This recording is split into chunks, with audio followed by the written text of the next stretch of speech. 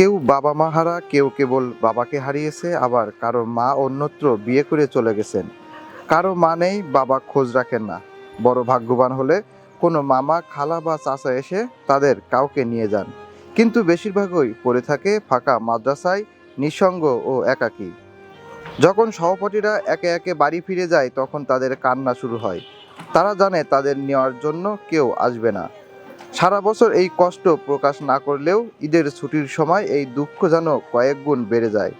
বাংলাদেশের মাদ্রাসাগুলোতে রোজার শেষের দিকে দেখা যায় এক হৃদয় বিদারক দৃশ্য। স্বাভাবিকভাবে 25 রোজার পর থেকে মাদ্রাসাগুলোতে ছুটি হতে শুরু করে। তখন ছাত্রছাত্রীদের অভিভাবকরা এসে তাদেরকে বাড়িতে নিয়ে যান। কিন্তু কিছু বাচ্চা আছে যাদেরকে নিতে আসার কেউ থাকে না, তারা থেকে যায় মাদ্রাসাতে।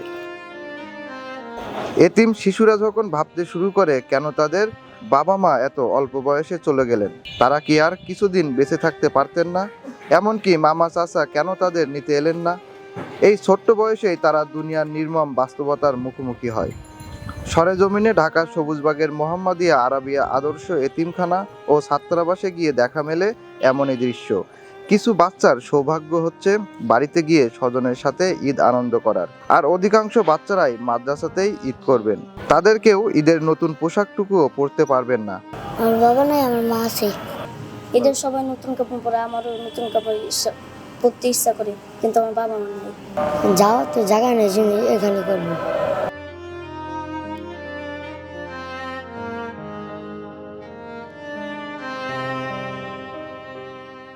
মাদ্রাসার শিক্ষক জানান, এসব বাচ্চাদের নিয়ে যাওয়ার কেউ নেই। মাদ্রাসা থেকে যতটুকু সম্ভব চেষ্টা করা হয় তাদের জন্য কিছু করার, যা সম্পূর্ণ মানুষের দানের মাধ্যমে পরিচালিত হয়। এখানে আমাদের এতিমখানা অনেক আছে, অনেকের বাবা নাই, অনেকের মা নাই, অনেকের বাবা এবং মা কোনো কিছু নেই। আমরা এই মানুষের দানের মাধ্যমে বাচ্চাদের পড়াশোনা, তাদের পোশাক পরিচ্ছদ, চিকিৎসা, খাওয়া দাওয়া সব কিছুই আমরা বহন করে থাকি।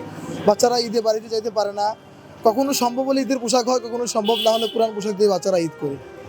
তো আমরা চাই যে মানুষের সহযোগিতা যদি আরেকটু বাড়িয়ে দেওয়া যায়, বাচ্চাদের খানা টানা আমরা আরেকটু উন্নত করতে পারবো, পোশাক পরিচ্ছদ, পড়াশোনা আরেকটু ডেভেলপমেন্ট হবে।